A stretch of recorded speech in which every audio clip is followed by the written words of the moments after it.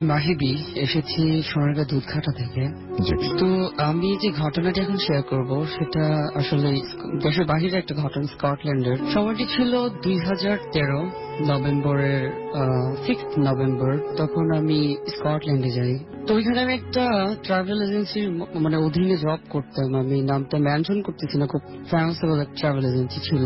তো ওইখানে আমরা জব করতাম, আমরা 15-16 জন বাঙালি ছিলাম।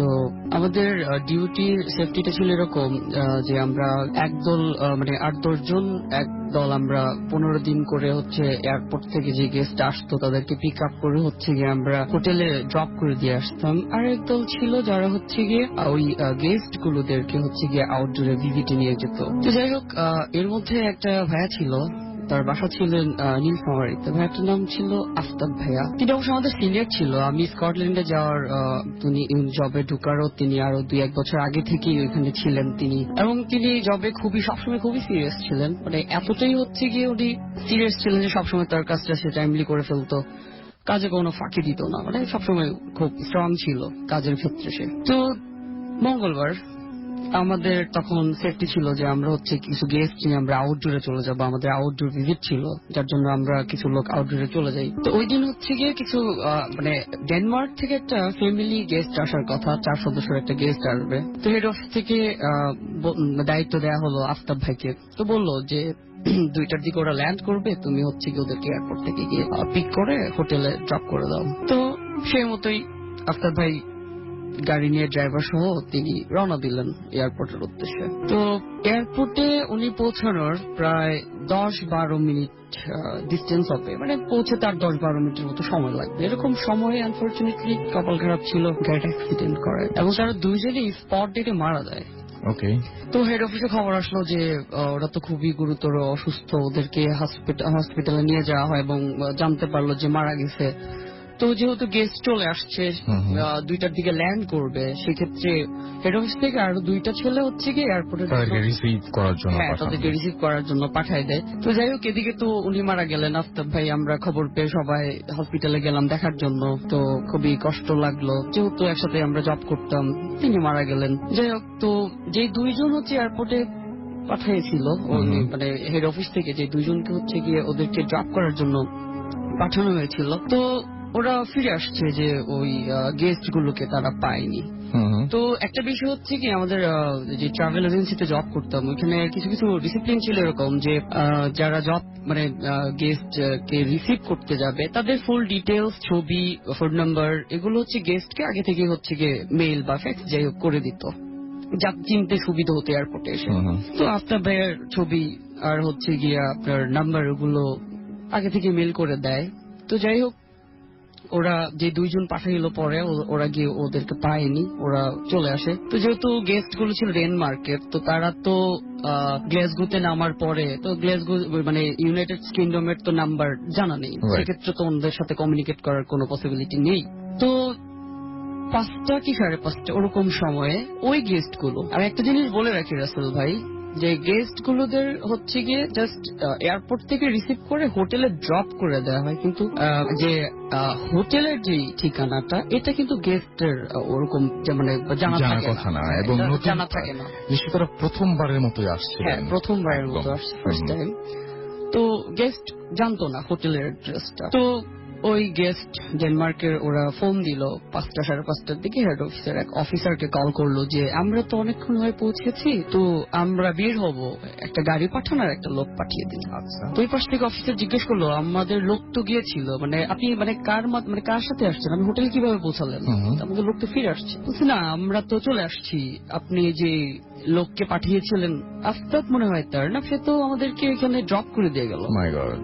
ওই পাশ থেকে অফিসার খুবই শকড, হাউ ইজ পসিবল, কিভাবে সে আরো 2-3 ঘন্টা আগে মারা গেছে, সে কিভাবে তাদেরকে ওই হোটেলে ড্রপ করে দিয়ে আসবে। তো বিষয়টা রিকনফার্মের জন্য ওই অফিসার আরো সাথে কয়েকটা অফিসারকে নিয়ে ওই হোটেলে গেল এবং হচ্ছে গিয়ে গেস্টদের সাথে কমিউনিকেট করলো যে আসলে বিষয়টা কি বলুন। তো বললো যে আমরা জাস্ট টাইমে ওনাকে ওইখানে পেয়েছি এবং সে আমাদেরকে হোটেলে ড্রপ করে দিয়ে চলে গেল, এবং আমি তাকে টিপস দিতে চেয়েছিলাম, সে নেয়নি, কোনো কথাও বলেনি, সে গাড়িটা নিয়ে চলে গেল। তো এই তো ছিল, ওই তো ছিল ওই পাশ থেকে অফিসার বলল, আপনি শিওর? ও বলল হ্যাঁ। তারপরে অফিসার আফটার বেড ছবি দেখালেন যে ওই ছিল। বললো যে হ্যাঁ ওই ছিল, কিন্তু সেটা কিভাবে সম্ভব? তিনি তো 2-3 ঘন্টা আগেই মারা গেছে। তো অফিসার খুবই শকড হয় এবং ওনাকে পুরো ঘটনাটা খুলে বলে যে দেখেন এই ঘটনা এই হয়েছিল। আমি পরবর্তীতে কয়েকটা আমাদের ছেলে পেলে পাঠিয়েছিলাম, কিন্তু ওরা আপনাকে পায়নি। তো এটা শোনার পরে গেস্ট খুবই ভয় পায়। তিনি অবশ্য ওই দিনই হচ্ছে গিয়ে ওনার দেশে ব্যাক করেন। তারপর থেকে আমাদের যে কোম্পানির যে বিল্ডিং ছিল, আমরা যে বিল্ডিং এ আসলে থাকতাম, যে আমরা এক রুমে 2 জন করে থাকতাম, আমাদের থাকাটা কোম্পানির উপরেই ছিল। তো এই ভাইয়াটাও ওই বিল্ডিং এই থাকতো। এরপর থেকে আমরা অনেক কিছুই ফেস করেছিলাম, যেমন মানে করিডোর দিয়ে কেউ হাঁটছে, কেউ আত্মচিৎকার করতেছে, কেউ নক করতেছে দরজায়, মানে হুটহাট খুব বাতাস আসতেছে। আর জানেন স্কটল্যান্ডে খুবই বরফ পড়ে, কিন্তু অধিক শীতের মধ্যে সবারই খুবই গরম লাগতেছে। অ্যাবনর্মাল অনেক কিছুই ঘটতেছিল। পরে বাধ্য হয়ে আমরা অনেকেই চলে আসছিলাম। যাই হোক, রাসেল ভাই পরে এটার কোনো ব্যাখ্যা পাইনি। তো এই ছিল ঘটনা। অনেক ধন্যবাদ আপনাকে। এবং আপনি বলছেন যে এটার কোনো ব্যাখ্যা পায়নি। আসলে আমার মনে হয় যে এটা ব্যাখ্যাতীত একটা ব্যাপার, এবং এটা আসলে ব্যাখ্যা পাওয়াটা এত ইজি বলে আমার কাছে মনে হয় না। বাট কোনো ব্যাখ্যা তো নিশ্চয়ই আছে, এবং আপনাদের কারো যদি কিছু মনে হয়ে থাকে এটার উপরে, ডেফিনেটলি আমাদের জানাতে পারেন। আমাদেরকে আপনারা ইমেল করতে পারেন, আমাদেরকে আপনারা SMS পাঠাতে পারেন। এবং আমাদের দ্বিতীয় অতিথি আপনারা জানেন, আমরা বললাম যে আজকে ছবি আপ করিনি এখনো পর্যন্ত, একটু পরে করব। সো আমাদের দ্বিতীয় অতিথি হচ্ছেন আহমেদ বাবু। তো বাবু ভাই আমাদের, এবং আমি তার কাছে শুনবো প্রথমে একটা বড় ঘটনা দিয়ে আমরা শুরু করি। কি বলেন রাসেল ভাই? Thank you. এই এই ঘটনাটা হচ্ছে আপনার আমাকে বলেছে নাইম হোসেন টনির বন্ধু রঞ্জু আর কি, ওর লাইফের ঘটনা আর কি, নিজের। জি। তো ও ঘটনাটা শুরু করে রাসেল ভাই। জি প্লিজ। রঞ্জুরা অ্যাকচুয়ালি তারা হচ্ছে আপনার পশ্চিমবঙ্গের, ওদের ফ্যামিলি ট্রি যেটা এসছে ওখান থেকে, এবং ওরা সেটেলড বাংলাদেশে। আচ্ছা। তো ও ওর লাইফ টাইমে কখনো ওখানে তখনও যায়নি আর কি, যখন পর্যন্ত এই ঘটনাটা শেয়ার করে সে। তো তখন সে যখন আপনার ইন্টারমিডিয়েট যখন যে পাস করে, তখন তার যাওয়ার সুযোগ হয়। তো সে খুব কিউরিয়াস থাকতো, তার ফ্যামিলিকে জিজ্ঞেস করতো যে মানে কেন আমি যেতে পারি না, তোমাদের মধ্যে তো অনেকেই যায়, হ্যাঁ তোমরা যাও ওখানে বেড়াও ঘুরে আসো, আমাকে তোমরা নাও না, এটা খুব একটা অ্যাবনর্মাল জিনিস। আমার বোনও গিয়েছে। তো ওরা বলে যে ফ্যামিলি থেকে ওকে সবসময় বলা হতো যে না, কোনো কারণ নাই, তোমার এখন যাওয়ার দরকার নাই, তুমি পড়াশোনা করো, it's time for you to study, এখন যাওয়া। তো ওর কাছে জিনিস একটু রহস্যময় লাগতো, বাট ওকে যেতে দেওয়া হয় কাইন্ড অফ লাইক, ও জোর করেই যায় ওর যখন ইন্টারমিডিয়েট পরীক্ষা হয়ে যায়। আচ্ছা। তো ওখানে যাওয়ার পর ওকে দেখে যে ওকে যার কাছে দিয়ে দিয়েছিল সেটা ছিল ওর আপনার একজন জেঠি বলে আর কি, মানে ওর মানে চাচা, বড় চাচার ওয়াইফ তাকে, এবং তাকে ব্যাপক ইনস্ট্রাকশন দেয় রঞ্জুর মা। এটা সে তখন জিনিসটা অ্যাবাউট লাইক কি দেয় ওর তখন সে খেয়াল করতে পারেনি। আচ্ছা আচ্ছা। কোথাও মানে যেতে দেওয়া হবে না বা সামথিং লাইক দ্যাট, তার কাছে আপনার বাইন্ড করে রাখা। তো ওর কাছে তখন জিনিসটাই লাগে যে হয়তো আমি যাচ্ছি দেশের বাইরে ফার্স্ট, এবং আমার হয়তো ওখানে কিরকম কি আমি তো জানি না, হয়তো আমাকে এই কারণেই রাখা হচ্ছে বা এই ধরনের কোনো কথা বলে দেওয়া হচ্ছে ফ্যামিলির কাছে। তো এটাতে বেশ কনফিউজ থাকে, বাট সে মনে করে যা আমি ওখানে গেলে আমাকে কে পায়, আমি ঘুরবো ফিরবো আনন্দ করবো।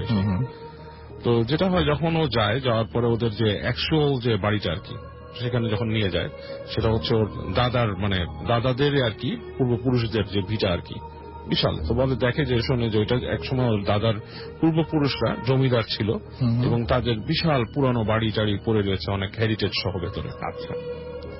ওর কাছে খুব ভালো লাগে। তো ওকে ওখানে বলেই দেয় যে তুমি এখানে আসছো বাবা, তোমার কিছু জিনিস আছে যেটা তুমি নিজের মেনটেন করতে হবে, যে তুমি একা একা ঘুরবে না, তোমার যদি ঘুরতে ইচ্ছা হয় তুমি কাউকে সাথে নিয়ে ঘুরবে, এবং তোমাকে সে দেখাবে কোথায় নিয়ে যাবে এসে, আর তুমি তো এই বাড়িরই লোক, হ্যাঁ এসেই। তো তখন সে বলে যে আমি ঘুরবো না কেন, আমার তো স্বাধীনতা আছে, আমি যখন ঢাকায় ছিলাম আমি এই জায়গায় যেতাম, ওই জায়গায় আমাকে কেউ বাইন্ড করতো না, নিজের মতো থাকতাম। বলে না, এটা তো ঢাকা না, এটা তুমি আরেকটা জায়গায় এসছো, এবং এখন তুমি কখনো এর আগে আসো নাই, এবং এটা পুরনো বাড়ি, এখানে অনেক কিছু আছে। তো বলে অনেক কিছু বলতে কিরকম? তো বলে যে এখানে আছে, কুয়াও আছে, লুকানো কুয়া, সুড়ঙ্গ, হ্যাঁ, যেখানে তুমি পড়ে গেলে হারাই যেতে পারো। তো বলে যে এরকম জিনিস কি আছে, আনঅ্যাটেন্ডেড থাকে? বলে হ্যাঁ আছে, হয়তো এখন সময়ের জন্য ওই জায়গাগুলো হয়তো ভরাট হয়ে গেছে কোনোভাবে, বা ওটার মানে এন্ট্রান্স এর মধ্যে স্ল্যাব দেওয়া ছিল, সেগুলো পুরান হয়ে গেছে, প্লাস জমিদার বাড়ি পুরান, এখানে সাপ খোপ আছে, এসব অনেক কিছু বললো। কিন্তু ওর কাছে যুক্তিটা আসলে সঠিক মনে হয় না, যে আমি একটা গ্রোন ছেলে, আমাকে এইভাবে করে রেস্ট্রিকশন কেন দেবে। এনিওয়েজ, তো এটা শুনে সে মোটামুটি থাকে। তো ফার্স্ট দিন সে হালকা পাতলা ঘোরাফেরা করে, মানে সে যায় না, মোটামুটি মেনেই চলে, এরকমই চলে, এবং সে অনেকের সাথে গল্প করে। তো ও একটা জিনিস দেখে যে ওকে খুব সমীহ করে সবাই, সমীহ করে চলে, এবং ওকে যে একটা ছেলেকে অ্যাসাইন করা হয়েছিল ওকে ঘোরানোর জন্য, তো ও তাকে জিজ্ঞেস করে যে আচ্ছা আমাকে দেখে মানুষ ভয় পায় কেন? আমি তো আসলে ভয় পাওয়ার মতো কিছু করতেছি না, প্লাস আমি তো এখানে এসে আমার আচরণটাও একটু ডিফারেন্ট, আমি তো ওরকম করছি না। তো ওকে কিছু বলে না। তো পরে এক সময় সে যখন ফ্রি হয়ে যায় তখন বলে কি, দেখেন আপনার ফ্যামিলি মেম্বাররা তো সবাই একটু রাগী টাইপের, যাদেরকে আমরা চিনি তারা খুব রাগী এবং খুব অন্য টাইপের ছিল, মানে সহজেই করেন। তো কোন সময় কিসে মাইন্ড করেন, রাগ করেন, সেটা তো আমরা জানি না এসে। তো তখন বোঝে, ও জানতো যে তার বাবার কথা, তার বাবা ইজ ভেরি সফট হার্টেড মানুষ। তো চিন্তা করেন আমার বাপ তো এরকম না, এই ধরনের কথাবার্তা কেন বা কি। তখন তার ইন্টারেস্ট একটু বাড়ে ব্যাপারটা নিয়ে। তো এটা আরেকটু ইনকোয়ারি করার চেষ্টা করে, একটু আশেপাশে মানুষের কাছে যায়, যাদের সাথে পরিচয় জিজ্ঞেস করে কে ছিল আমার, কে কি। তখন তার ব্লাড ফ্রি সম্বন্ধে বলে যে আপনাদের ব্লাড লাইন এরকম। ও যেটা ফাইন্ড আউট করে যে তার যারা আসল পূর্বপুরুষ ছিল তারা অনেক অত্যাচারী ছিল, এবং ব্যাপক রকমের অত্যাচার তারা চালাতো এখানে, এবং সেগুলো শুনে সে বেশ আপনার জানতে পারেন যে এটা খুব মানে ব্যাপক ছিল। তো জেনে নিজের কাছে একটু খারাপ ফিল করে। তো যাই হোক, বাসায় যখন থাকে রাতের বেলা বলছে যে ওই যে রুমটাকে ওকে দেওয়া হয়েছিল সেটার পাশ থেকে আপনার পানি দেখা যায়, নদীর মধ্যে দেখা যায় পাশে, এবং ও খুব দেখে সুন্দর বাতাস আসে, রুমটা ওখানে থাকে। তো ওকে বলে যে তুমি রাতের বেলা জানলাটা বন্ধ করে দিবে। ওর যে জেঠি আসে বলে তুমি রাতের জানলা বন্ধ করে দিবে, এটা খুলবা না, এবং ওকে কিছু ওদের নিজস্ব কিছু মানে যে মালা টাইপের কিছু জিনিসপত্র, যেটা হয়তো ওদের রিলিজিয়াস বিষয় আছে, সেগুলো বলে যেগুলো বিছানার কাছে রাখবা, বিছানা থেকে উঠবা না, বিছানা থেকে যখন উঠবা শব্দ করে উঠবা, কোন রকম আনইউজুয়াল কিছু যদি তুমি দেখো এখান থেকে শব্দ করবা যাতে আমরা এখানে আসতে পারি, মানে বিভিন্ন রকমের সেশন দিয়ে। তো ও ফার্স্ট মনে করে যে এই সব দেওয়া হচ্ছে যে আমি এখানে আসছি, মনে করতেছে আমি বাচ্চা ভয় পাবো, সেটা কেয়ার করে না, অতটা সিরিয়াসলি না, মোটেই সিরিয়াস করে। এবং যেই মালা তাকে দিয়ে দিয়েছিল হাতে পেঁচাইতে বা সামথিং, সে রাত্রেবেলা খুলে রেখে দেয় এক কোনায়। সে তার মতো আরাম করে রাতের বেলা যায়, বলে যে জানলা খুলে আপনার সিগারেট বের করছে সে খাওয়ার জন্য।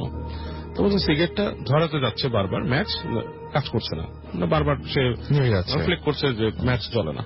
ইটস এ নর্মাল থিং, সে মনে করে হয়তো ম্যাচ জ্যাম হয়ে গেছে। তো সে যায় খুঁজে তার এখানে আর কিছু পায় না, তারপর লাইটার বের করে, খুঁজে লাইটার পায়। তো লাইটার দিয়ে সে সিগারেট ধরায়। সিগারেটটা যখন ধরা হয়েছে রাসেল ভাই, তখনই নাকি মনে হচ্ছে যে তার পিছনে কেউ একটা বেশ বড় একটা শব্দ করছে, লাইক হাম, এই টাইপের একটা শব্দ এরকম পেছন থেকে শুনছে। তো শোনার পরে সে একটু থতমত খেয়ে গেছে যে রুমের মধ্যে তো এরকম কেউ থাকার কথা না, শব্দ কে করবে এখানে। তো বেশ আশ্চর্য বলে কি এটাকে মনের ভুল হলো।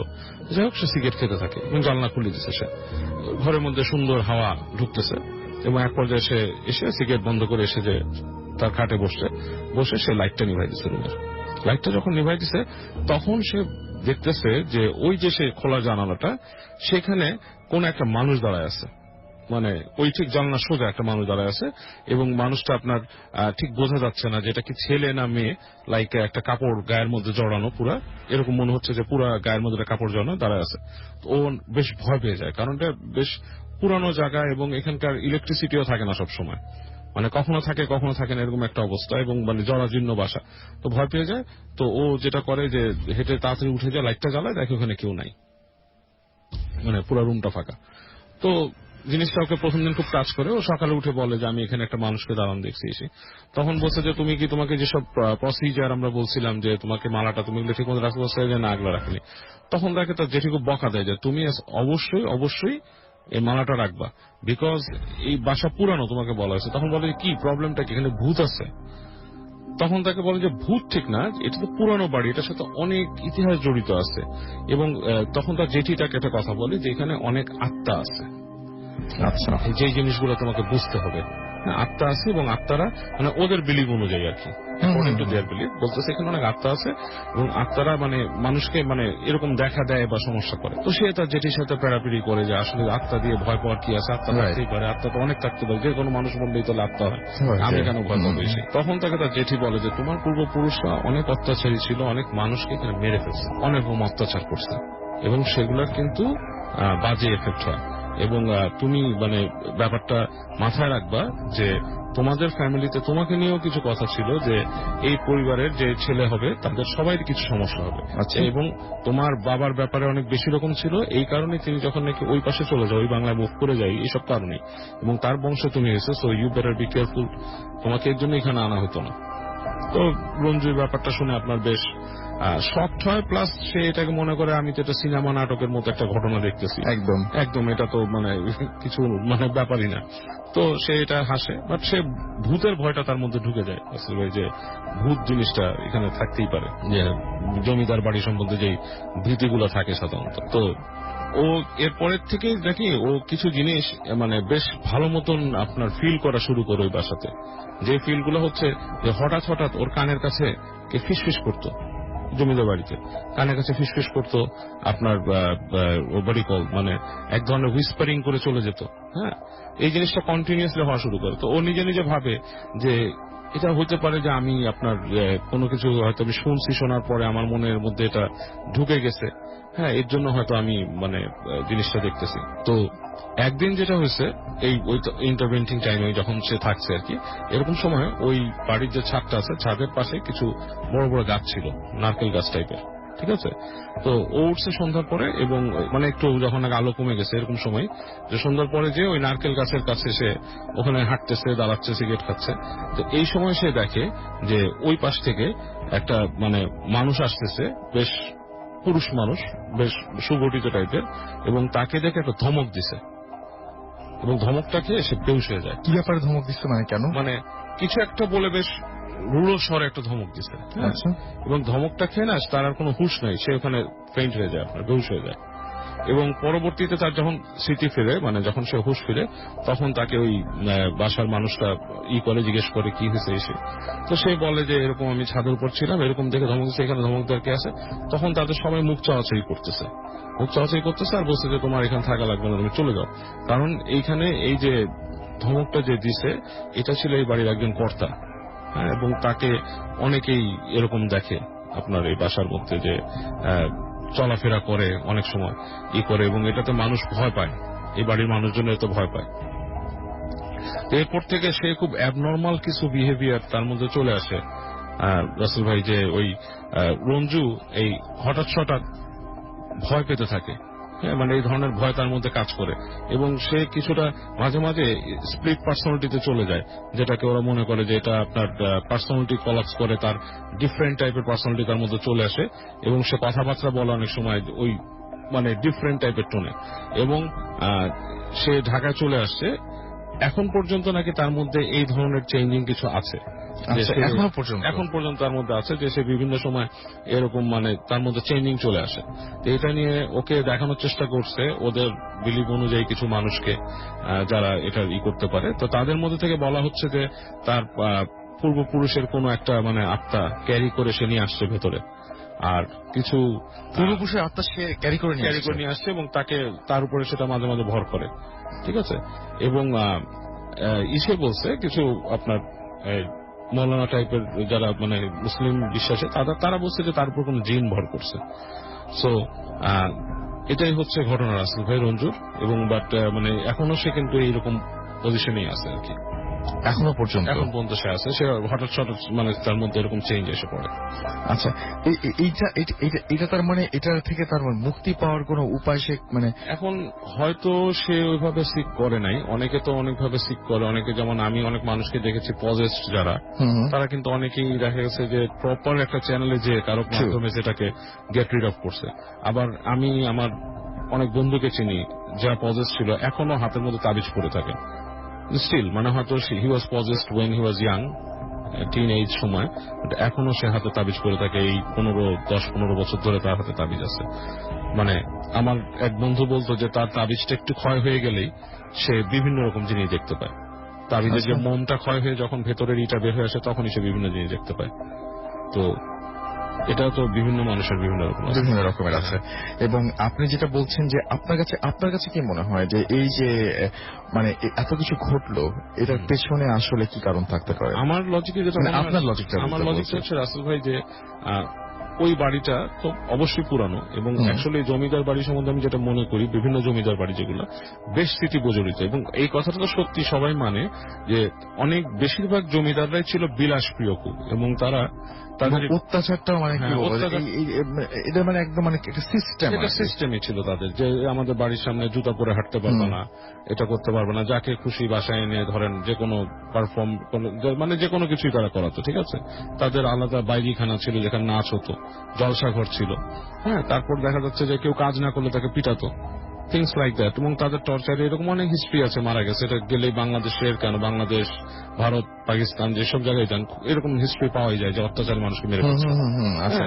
তো এবং তখন তা আসলে আইনটা ওইভাবে প্রয়োগ করতে পারতো না, কারণ viceroy was the leading person in that place. তো জমিদাররাই লিড করতো একদম। তো যেহেতু মানুষ মারা যায় এবং মানে এখন অ্যাকর্ডিং টু মাই বিলিভ, আমি যেটা বিশ্বাস করি রাসেল ভাই, এবং এটা অ্যাকর্ডিং টু মানে আমাদের ইসলামিক বিলিভে যেটা বলা হয় প্রত্যেক মানুষের সাথে একটা জিন থাকে, তার দেওয়া এটা নিয়ে আমরা আগে আলোচনা থাকে। এবং যে মানুষটা মারা যায় অনেক সময় সে কারিনকে রিঅ্যাসাইন করা হয় না কারো প্রতি, তো সেই কারিনটা সেখান থেকে যায়। আমার কাছে এরকম একটা জিনিস আমি আপনি বলেন। তো কারিন থেকে যায়। তো যেটা হয় ওই কারিন মানুষকে শুধুই মানে বিভিন্ন সময় এক এক রকমের জিনিস দেখায় এবং ডিসেপশনের দিকে নিয়ে যায়, ধোঁকা দিতে থাকে মানুষকে বিভিন্ন জিনিসে। এবং অনেক সময় সেই কারিন কিন্তু অন্যকে পজেসও করে ফেলে এবং সেই পজিশন থেকে কিন্তু মানুষটা ওই ধরনের জিনিস দেখা শুরু করে। যেমন এক অ্যাস্ট্রোলজারের কথা আপনাকে বলেছিলাম যে ছোটকালে, যে উনি বলেছিল যে উনি বিশিষ্ট কোন ব্যক্তির আত্মাকে নিয়ে আসবেন কাজের মানুষের উপরে। ওই কাজের মেয়ে কিন্তু ইংলিশে কথা বলেছিল রাসেল ভাই, সে কথা বলার কথা না। সো এটা কিন্তু সম্ভব। আমি এটাকে কিভাবে আপনি ব্যাখ্যা দিলেন? এটাও কোন একটা না, আমি তাই বলছি মানে এইটা যদি কেউ বলেন যে এটা অসম্ভব, এটা কি তাহলে ব্যাখ্যা দেওয়ার উপায় কি? মানে জিনিসটা যদি ঘটে জিনিস ব্যাখ্যাতের জিনিস। কারণ অনেকে বলে, অনেকে যারা আপনার অনেক সাইকিয়াট্রিস্ট আছে আর প্যারানর্মাল সাইকিয়াট্রিস্ট, প্যারানর্মাল এক্সপার্ট, কিছু কিছু মানুষের ব্রেন নিয়ে খুব খেলতে পারেন। তারা অনেকে বলেন যে মানুষের ব্রেন কন্ট্রোল করতে পারে একদম। আমার কাছে এটা মনে হয় যে সেটা হচ্ছে ক্ষমতা হিপনোটিক সাজেশনের মাধ্যমে করতে পারে।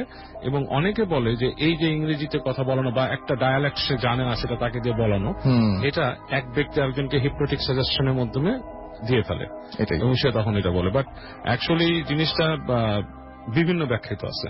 এখন আমার কাছে বেশি বিশ্বাসযোগ্য মনে হয় কারিনের ব্যাপারটা, কারণ ভূত ভবিষ্যৎ যখন বলতে থাকে সেটা একমাত্র কারিনের পক্ষে সম্ভব। কারণ সে তার আয়ু, তার ইউথ শুরু হয়েছে 900 বছরে, সে ইয়াং হয়েছে। 900 years that thing has spent, entity has spent to grown to that age, like teenage hot তার মাধ্যমে। তো সে অনেক কিছুই জানে, অনেক কিছু শোনে, থিংস লাইক দ্যাট। তো জমিদার বাড়িগুলো এই কারণেই বেশ ইন্টারেস্টিং, বাট সাবধান থাকা উচিত হয়ে যায়। এবং আমার কাছে যেটা মনে হয় যে আমরা একটা ব্রেক নিয়েছি, ব্রেক নিয়ে আমরা এই বিষয়ে আরো কথা বলবো, আরো ঘটনা শুনবো এবং আপনাদের কেমন লাগছে সেটা আমাদের SMS করে জানান। আপনারা জানান আমাদের ফেসবুকে, এবং আশা করছি যে আপনাদের SMS এবং দারুণ কিছু ঘটনা নিয়ে আবারও ফিরে আসবো কিছুক্ষণের মধ্যেই। স্টে টিউনড রেডিও ফুর্তি and don't stop the ফুর্তি। Bhoot FM, the night comes alive with Graminphone.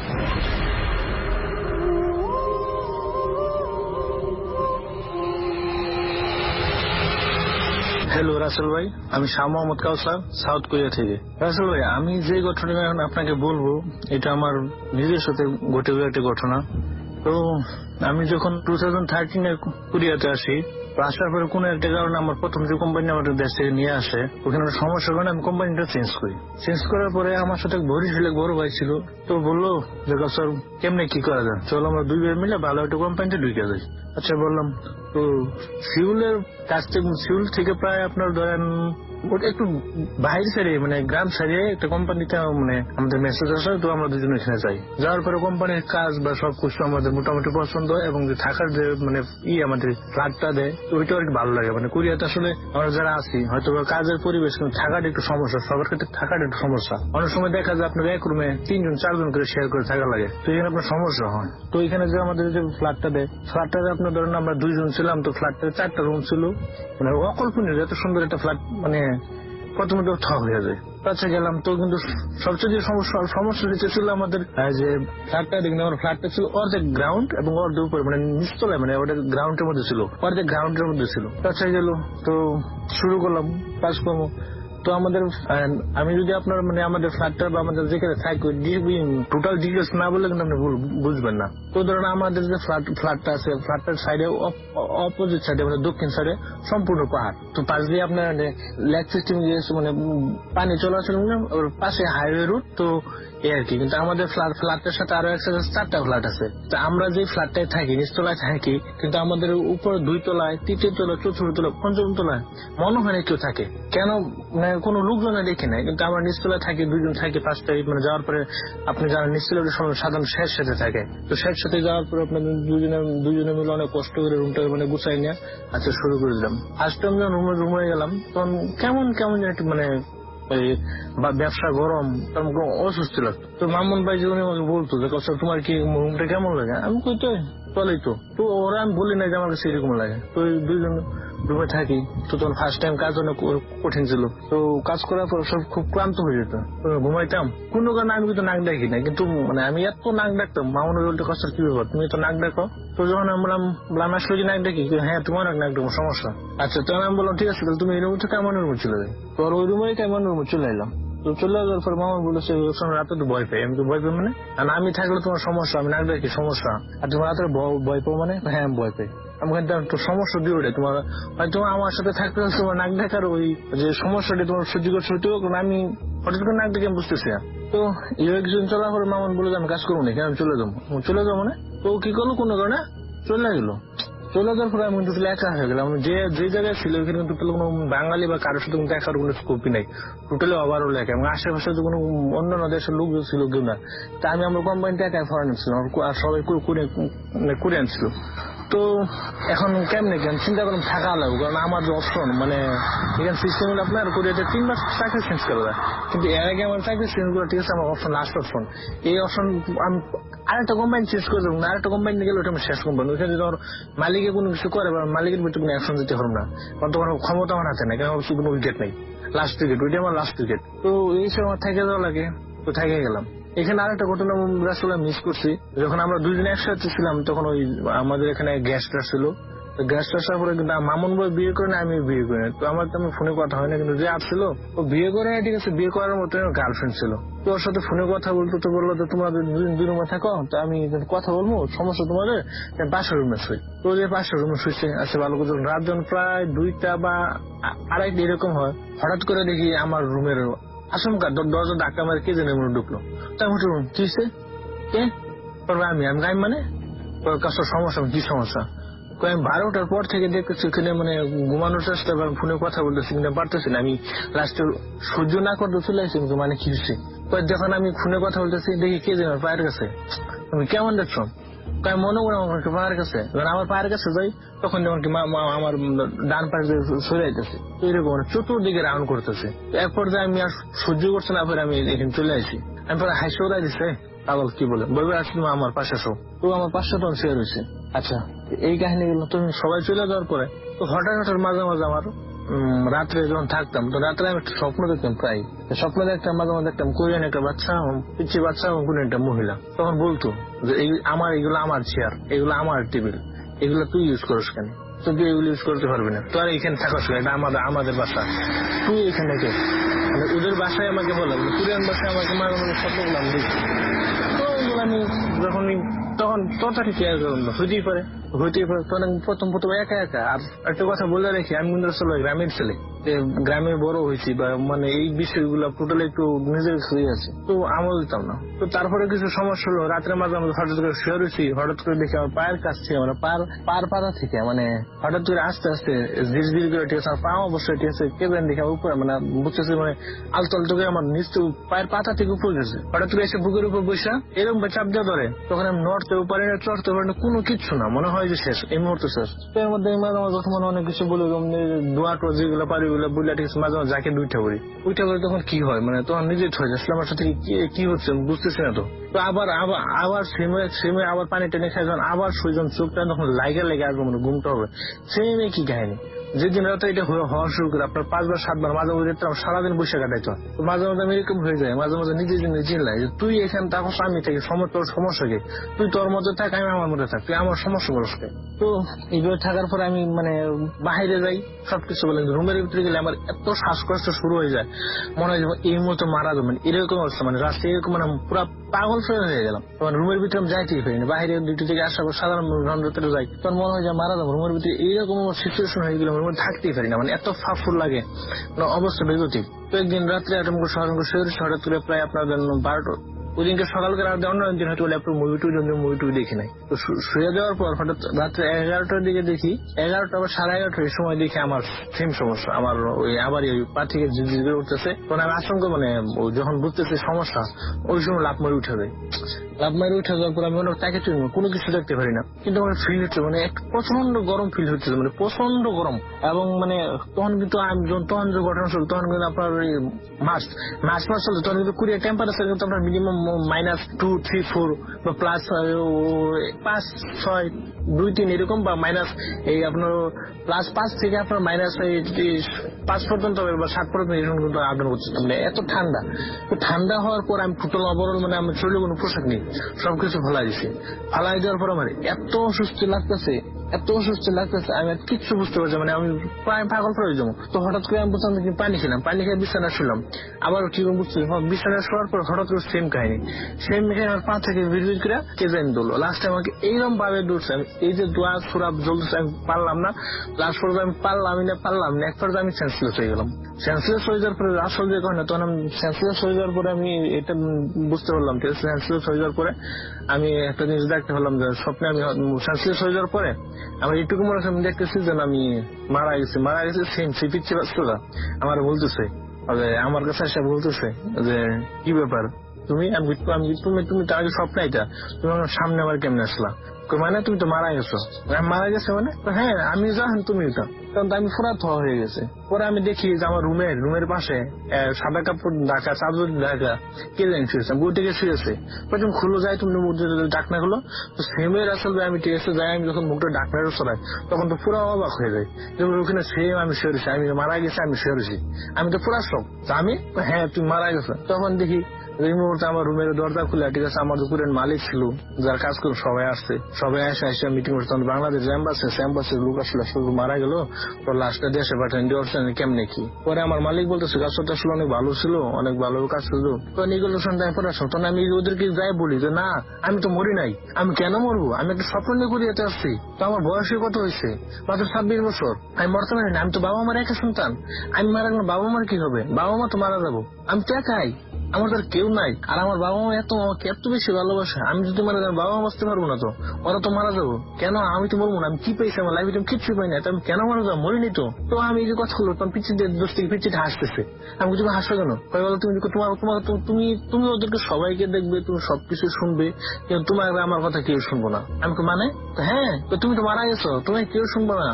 না আমি তো মারা যায় না, আমি মারা যেতে পারি না, আমি কেন মারা যাবো, আমি আমার লাইফে কি পাইছি, কিচ্ছু পাই নাই, আমি স্বপ্ন নিয়ে আসছি গুড়িয়াতে।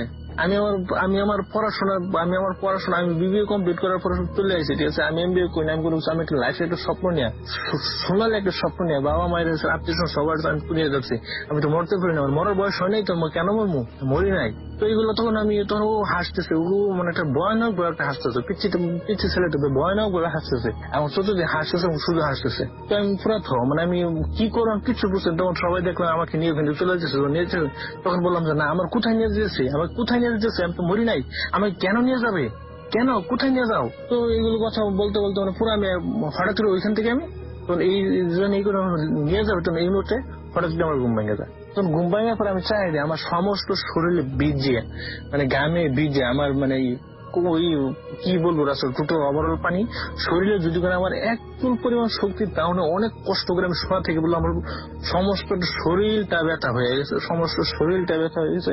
আমি অনেক কষ্ট করে আসলে বিছানা থেকে উঠলাম, বিছানা থেকে উঠেছে আমি পানির পানিটা খাবো, বোতলের যে মানে সিপিটা একটু খুলবো, ওই হাতে আমার ওই পরিমাণ শক্তিটাও নাই। অনেক কষ্ট করার পরে আমি পানি খাওয়ার পর পানি এখন শরীর থেকে ঘাম পড়তেছে, ওইখানে বইতে আমি ভাবলাম যে আমি কি আসলে কি মারা গেছিলাম না কি, বা আমি কি হলো। তখন আমি চিন্তা করলাম যে আসলে যাই গেছি, আমি যদি সকাল পর্যন্ত বেঁচে যাই আমি আর কিছু আমি এখনই দেশে যাবো। তারপরে আসলে সকালে আমি হসপিটালে গেলাম, যে আমার কোনো অনুকূল সমস্যা, হসপিটাল যাওয়ার বিভিন্ন চেক আপ করলাম, আমার শারীরিক ভাবে কোনো সমস্যা নেই, কোনো সমস্যা নেই। তখন ওইখান থেকে আমি টিকিট করে দেশে চলে যাই। মালিককে শুধু বলে আমি চলে গেলাম, তো মালিক অনেক ভালো ছিল, তো সমস্যা কি, আমি বললাম না আমি চলে গেলাম। তুমি দেশে যাওয়ার পর বাড়িতে যাওয়ার পর আমি কারো বলি নাই। তো বাড়িতে যাওয়ার পর সবাই তো তুই হঠাৎ করে আসতে, তো সবাই অবাক হয়ে গেছে। অবাক হয়ে যাওয়ার পর আমার দেখে আমার দাদু ছিল, আমার দাদু বলতেছে যে তুই হঠাৎ করে, আমি কেমন চলে আসছি, তুই না বললে এখন বুঝতে পারছি, তুই কাউসার ঠিক আছে, তুই থাকার কারণে তুই একমাত্র আজকে জীবিত ফিরে আসতে পারছো, তুই সারা যদি অন্য কেউ থাকতো তারও পক্ষে ওইখান থেকে ফিরে আসা সম্ভব ছিল না, একমাত্র তুই ছিলি বিদায়, ঠিক আছে, তোর বাবা মা বা সবার তোর কাছে এরকম কোন শক্তি ছিল যার কারণে তুই দ্বিতীয়বার ফিরে আইছো, ঠিক আছে। তো আমি থয়ে গেলাম, মানে কি তুই বললো তোর এই হয়েছে না, আমি কইছি হ্যাঁ। আপনি জানেন কেমনে, আমি কেন চলে আসি, হ্যাঁ আমি জানি। তো আমি তো পুরো অবাক হয়ে গেলাম, দাদু জানে কেমনে, তুই এই আর কি, তখন পুরো আমি সব পরে বললো একমাত্র তুই কারণে, ঠিক আছে, তোর তো খাই ফেলাইছিল, এমনি বললো তুই তোর তো শেষই করে ফেলাইছো, একমাত্র তোর কোন আল্লাহর কোন রহমতে বা আপনার কোন দোয়ার কারণে তুই ফিরে আইসো। তো পরে আসলে আমি ছিলাম দেশে প্রায় 2 মাসের মতন ছিলাম। পরবর্তী আমি আবার কোরিয়াতে আসলাম, আসার পরে আবার ওই কম্বাইন্ডে তখন আবার রিজাইন দিয়ে চলে গেলাম। তো ওইখানে রিজাইন দেওয়ার আগে আমি আবার এক রাত ছিলাম, কিন্তু যখন ঘুমের ভিতরে গেছে তখন সেম কাহিনী, তখন রাত্রে আর ওইখানে থাকিনি আমি।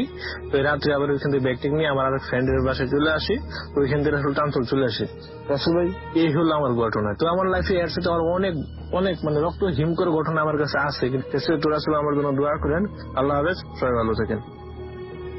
আজকের ঘটনায় অর্থাৎ ইমেইলে যিনি লিখছেন ঠিক যেভাবে লিখছেন সেভাবেই পড়ছি। আসসালামু আলাইকুম রাসেল ভাই, মাসুম ভাইকে আমার সালাম দিবেন। আপনি কেমন আছেন জিজ্ঞেস করব না, কারণ আমি জানি আপনি সবসময় ভালো আছেন এবং সবসময় ভালোর দলেই থাকেন। আমি ভূত এফএম এর নিয়মিত শ্রোতা, 2011 সাল থেকে ভূত এফএম শুনি। আমি জীবনে অনেক ভৌতিক ঘটনা আমার রয়েছে, অনেকবার অনেক কিছুই দেখেছি। তবে আজ ভূত এফএম এ আমার দেখা একটা ভয়ঙ্কর স্বপ্নের কথা বলবো। জানি না কতটা ভয়ের, বাট আমার কাছে খুব ভয় লেগেছিল। যখন এই স্বপ্নের কথা মনে আসে খুব ভয় লাগে। এবং এটা কোইন্সিডেন্স যে একটু আগেও যে ঘটনাটা আমরা শুনলাম সেটাও স্বপ্ন নিয়েছিল, এটাও স্বপ্ন নিয়ে। দেখি এই স্বপ্নে কতটা ভয় লুকিয়ে আছে। লিখছেন যেভাবে সেভাবে আবারও পড়ছি।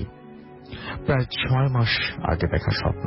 স্বপ্নটা এরকম, বলে রাখা ভালো, আমি গাজীপুরের শ্রীপুরে থাকি। স্বপ্নে দেখলাম আমি কোনো কাজে শ্রীপুর গিয়েছি, কাজটা শেষ করে বাসায় ফিরবো, আর তখন শ্রীপুর বাজারেই ছিলাম। দেখলাম চারিদিক অন্ধকার, আকাশ কালো হয়ে গেছে, খুব বৃষ্টি আসবে মনে হচ্ছে। আমি বাজার থেকে বের হলাম বাসায় ফেরার উদ্দেশ্যে। হঠাৎ মনে হলো সারা বাজারে কেউ নেই, আমি একা, সব দোকানপাট মনে হচ্ছে বন্ধ হচ্ছে, অনেক বছর যাবত যেন সব বন্ধ অবস্থায় আছে।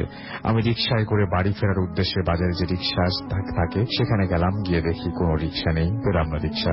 এদিকে আবহাওয়ার অবস্থাও খুব খারাপ হতে লাগলো, অনেক বাতাস হচ্ছে, আকাশ ভেঙে পড়বে, আকাশ মেঘে ঢাকা, যদিও সময়টা ছিল দুপুর। আমার কাছে মনে হচ্ছিল যেন সন্ধ্যা হয়ে গেছে। মোবাইলে দেখলাম ঠিক 2:25 বাজে। রিক্সা না পেয়ে হাঁটা শুরু করলাম আমার বাড়ির রাস্তায়।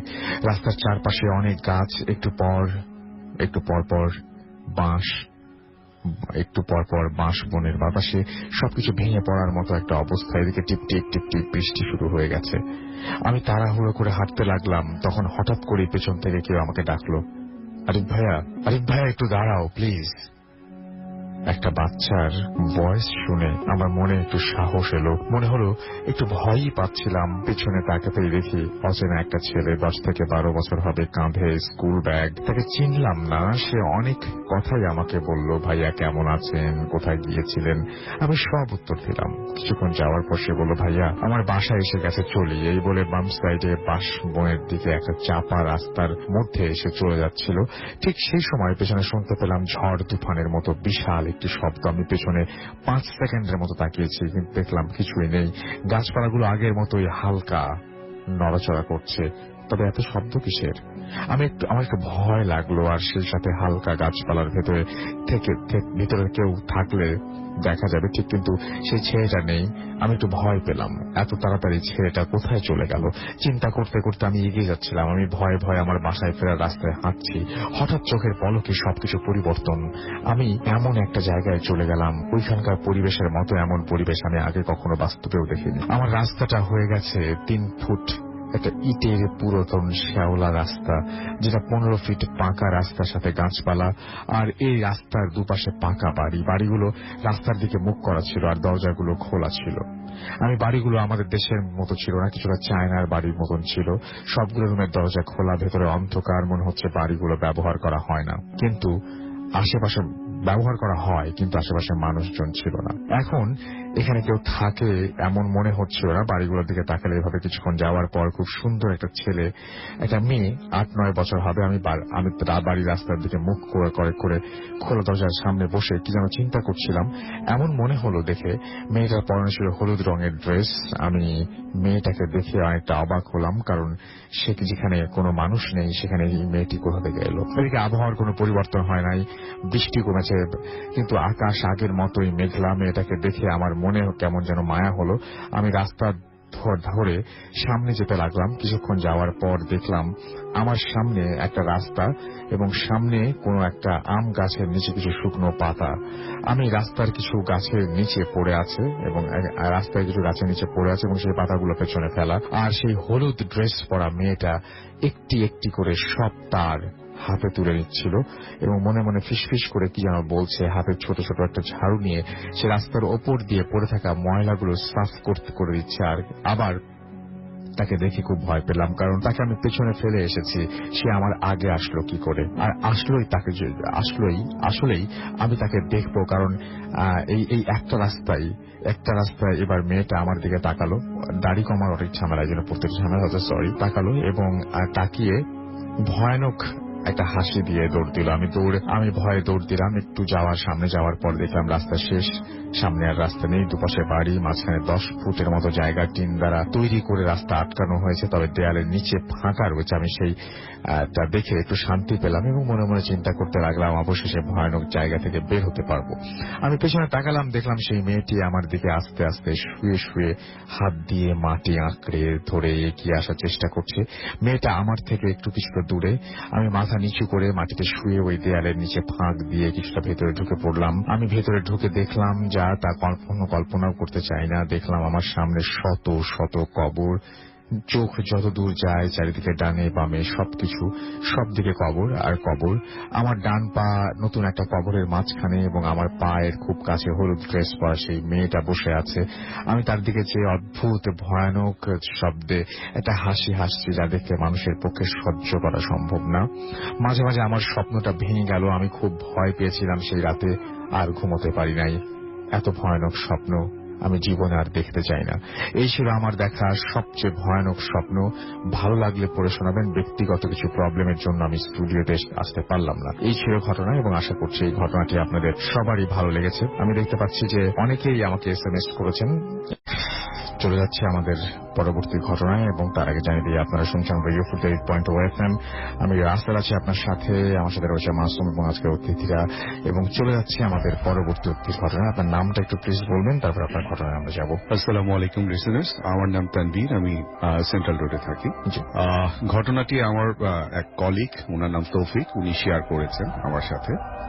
উনি এবং ওনার বড় ভাই শামসুদ্দোহা, তাদের একটি বিভীষিকাময় রাত কাটানোর যে অভিজ্ঞতাটা হয়েছিল সেই কাহিনীটি আমার সাথে শেয়ার করে। 1993 সাল ডিসেম্বর ঠিক মাঝামাঝি সময়, স্থান হচ্ছে নেত্রকোনায়।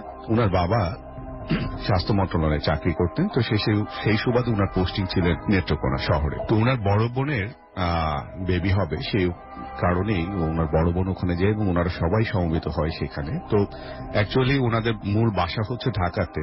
ওনার বাবা ওখানে থাকতেন, মাঝে মাঝে ওনার মা গিয়ে থাকতেন। তো যেহেতু নেত্রকোনার কাছাকাছি ময়মনসিংহ শহরে, এবং ওখানে মেডিকেল কলেজ আছে, তো ওনার বাবা ওনার মা এবং বোনকে নিয়ে আপনার ময়মনসিংহে চলে যায় বাচ্চা ডেলিভারি হওয়ার জন্য, এবং ওনাদেরকে বলে যায় যে তোমরা দুজনে থাকো, খবর দিলে তারপর তোমরা চলে এসো। তো একদিন পরে রাত্রিবেলা ঠিক 8টা-9টার দিকে ফোন আসে। তো ওনাদের হচ্ছিল যে অফিসে এবং বাসার প্যারালাল ফোন ছিল, তখন হলো ট্রাঙ্কলের সিস্টেম, 93 সালে মোবাইলে যুগ ছিল না। তো ফোন আসে, খবর দেয় যে একটা বাচ্চা হয়েছে, ছেলে বেবি হয়েছে, এবং তোমরা সকালবেলা ভোরবেলার দিকে চলে আসো এবং তুমি এক কাজ করো, তোমরা ওই ড্রাইভার যে আছে ড্রাইভারকে খবর দিয়ে জানো ড্রাইভার সকালবেলায় গাড়িটা নিয়ে তোমাদেরকে পিক করে নিয়ে যায়। তো এখন বিষয়টা হচ্ছে যে ড্রাইভারের বাসাটা হচ্ছে হলো যে মূল শহরে না, শহরের বাইরে একটি গ্রামে। তো তাদেরকে যেহেতু মোবাইলে যুগ না, তাদেরকে বাসায় গিয়ে খবরটা দিতে হবে। তো এখন তারা দুইজনেই, একজন স্কুলে পড়েন, আরেকজন ইন্টারমিডিয়েট পাস করেছেন বড় ভাই। তো তারা এখন এত রাত্রিবেলায়, ডিসেম্বর মাসে এই ঠান্ডার মধ্যে রাত্রিবেলায় যাবে সাহস পাচ্ছিলেন না। তো দারোয়ানের সাথে কথা বলার পরে দারোয়ানের একটা ছেলে ছিল ছোট, সে খুব সাহসী, সে বলল যে ভাইজান কোনো সমস্যা নেই, আমার সাথে চলেন, আমি নিয়ে যাচ্ছি। তো ওনারা যেহেতু শহরের ছেলে একটু ভয় পায়, তো সাথে বুদ্ধি করে টর্চ লাইট, হারিকেন এবং লোহা পকেটে করে নিয়ে যায়। তো নেত্রকোনা ওনাদের বাসাটা যেটা ছিল 4 তলা একটা বিল্ডিং, নিচতলায় হচ্ছিল ভাড়াটিয়া থাকে, দোতলায় হচ্ছিল আপনার একটা অফিস ভাড়া এবং 3 তলায় ওনারা থাকে, 4 তলায় আবার ভাড়াটিয়া আছে এবং 4 পাশে হচ্ছে পুকুর দ্বারা বেষ্টিত এবং একটা পাশে হচ্ছিল, পুকুরের পাশে একটা মাদ্রাসা আছে এবং তার পাশে একটা গ্রেভিয়ার্ড। তো যথারীতি রাত্রি 10টা-11টার দিকে ওনারা রওনা দেন, হাঁটতে হাঁটতে যায় স্টেডিয়ামের ঠিক, গ্রেভিয়ার্ডটা পার হওয়ার পরে স্টেডিয়ামের পাশ দিয়ে হচ্ছিল ধুধু, ওটা মূলত বর্ষার সময় ওটা বিল থাকে এবং শুকনো মৌসুমে এখানে ধানের চাষ হয় এবং তখন ধানগুলো আপনার কাটা হয়ে গেছে, শুধু ধুধু মাঠ। তো যাচ্ছেন ওনারা হারিকেন হাতে নিয়ে, টর্চ লাইট দিয়ে মাঝে মাঝে লাইটে জ্বালিয়ে, ঠিক মাঝামাঝি যখন যায় তখন হঠাৎ করে দেখে যে একটা বেড়াল ওনাদের পথ রোধ করে দাঁড়ায় এবং বেড়ালটার সাইজটা হচ্ছে একটু অ্যাবনর্মাল, এটা কুকুরও না, আবার বেড়ালে যে অ্যাজ ইউজুয়াল আমরা যে সাইজটা দেখি সেই সাইজও না, এবং কালারটা হচ্ছে কালো না আবার সাদাও না, ধূসর টাইপের, এবং প্রচন্ড চিৎকার এবং শব্দ করে হচ্ছিল বেড়ালটা পথ আটকানোর চেষ্টা করছে। তো ওনারা বেশ কয়েকবার বিড়ালটাকে সরানোর জন্য বেশ করেছে। তো একটা সময় বড় ভাই বিরক্ত হয়ে বিড়ালকে একটা লাথি মারে এবং বেশ জোরে একটা লাথি মারে, বেড়ালটা ঠিক ছিটকে 5-7 হাত দূরে পড়ে গিয়ে পরক্ষণে দেখা যায় বেড়ালটা তাদের পায়ের কাছে আবার চলে এসেছে। মানে এত দ্রুত বিষয়টা হয়, ওনারা মানে ভয় পেয়ে যায় যে কি ব্যাপারে, এই বেড়ালটাকে লাথি দিয়ে এত দূরে চলে যাওয়ার পরে আবার এত তাড়াতাড়ি এখানে আসে কিভাবে। তো যাই হোক, পরে যে ছেলেটা, যে দারোয়ানের যে ছেলেটা ছিল, সে তার হাতে একটা লাঠি ছিল, সে লাঠিতে বিড়ালটাকে সরিয়ে দেয়। বিড়ালটা একটা পাশে একটা ছোট একটা গাছ ছিল, গাছের উপরে উঠে যেয়ে ওখান থেকে চিৎকার দেওয়া শুরু করে। তো তারা যথারীতি ওই অবস্থায় হচ্ছে ড্রাইভারের বাসে গিয়ে ড্রাইভারকে খবর দেয়। ড্রাইভার বলে যে ভাইজান অসুবিধা নেই, আমি ভোরবেলায় পৌঁছে যাবো, আপনাদেরকে নিয়ে যাবো মহেশ। আসার সময় তারা দুরু বুকে আসে, কিন্তু তখন আর বিড়াল বা অন্য কোনো কিছু হয়নি। তো বাসায় আসার পরে দারোয়ানের ছিল তো নিচে যথারীতি ওনারা 3 তলা ফ্ল্যাটে চলে যায়। ফ্ল্যাটের দরজাটা হচ্ছিল আপনার ওই স্টিলের দরজা। তো ফ্ল্যাটে যাওয়ার পরে ওনাদের যে রুম আছে সেই রুমের মধ্যে ওই বিছানার মধ্যে ওনারা শুয়ে পড়ে। একটু পরে শুরু হয় মূল ঘটনা। হঠাৎ করে তারা চিৎকার শুনে, বিড়ালের ভয়ঙ্কর চিৎকার, এবং দরজার মধ্যে একটা মানুষ না, 4-5 জন মানুষ যদি ধাক্কাধাক্কি করে সেই রকম শব্দ হচ্ছে। তো তারা সাথে সাথে উঠে লাইট জ্বালিয়ে, হারিকেন জ্বালিয়ে, ওই দরজার মধ্যে একটা ফুটো ছিল, সেই ফুটোতে দেখেছে ঠিক যে বিড়ালটা ওনাদের কিছু পথ রোধ করে দিয়েছিল সেই মাঠে, সেই বিড়ালটাই ওখানে সিঁড়ির ওখানে দাঁড়িয়ে সেই দরজার মধ্যে হচ্ছে আপনার প্রচন্ড হারে ধাক্কা। মানে কোন বিড়ালের পক্ষে এটা সম্ভব না যে এইরকম একটা মানে জোরে জোরে ধাক্কা দেওয়া, এবং গেট কিন্তু আটকানো, বিড়ালটা ঢুকলো কিভাবে। এবং আরেকটা যেটা ভৌতিক বিষয় যেটা হচ্ছিল যে আশেপাশে যে জানালা আছে সেই শব্দগুলো ইকো হচ্ছে, মানে তারা জানালার কাছে যে যাবে যে সেই সিচুয়েশনটা নেই, এবং তারা ওখান থেকে চিৎকার করে বিভিন্ন মানুষকে ডাকাডাকি শুরু করেছে, দৌড় করতেছে, এটা করছে সেটা করতেছে, কোনোতেই কোনো কিছু হচ্ছে না।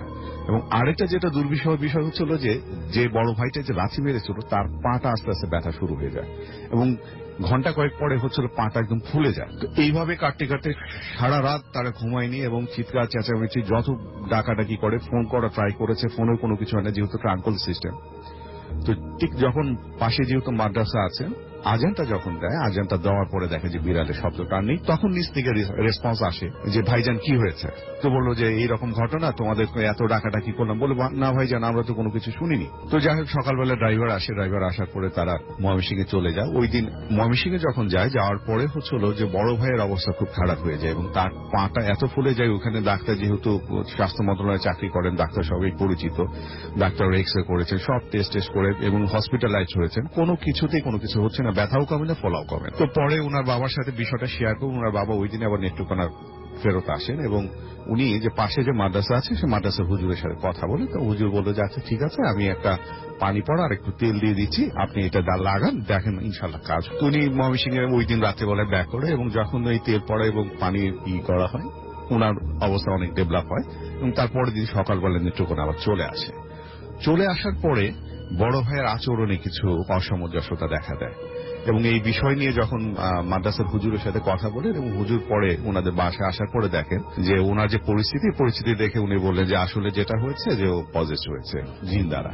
এবং ঘটনাটা কি, ঘটনাটা হয়েছে যে যেহেতু ওইখানে আশেপাশের লোকজনের পোলাপানদের সাথে ওদের পরিচয় হওয়ার কারণে সে যেটা আপনার হচ্ছিল যে ওই বাইরে তো হুজুর যেটা ওই এক্সারসিজম যখন করেন তখন ওর মুখ থেকে যেটা ঘটনা যে জিন দ্বারা সে পজেস্ট হয়েছিল সেই জিনের বাড়ি হচ্ছে দুর্গাপুর, যেটা হচ্ছে ইন্ডিয়ান বর্ডারের কাছে। সে একটা তার মানে সনাতন ধর্মীয় অবলম্বী জিনটা।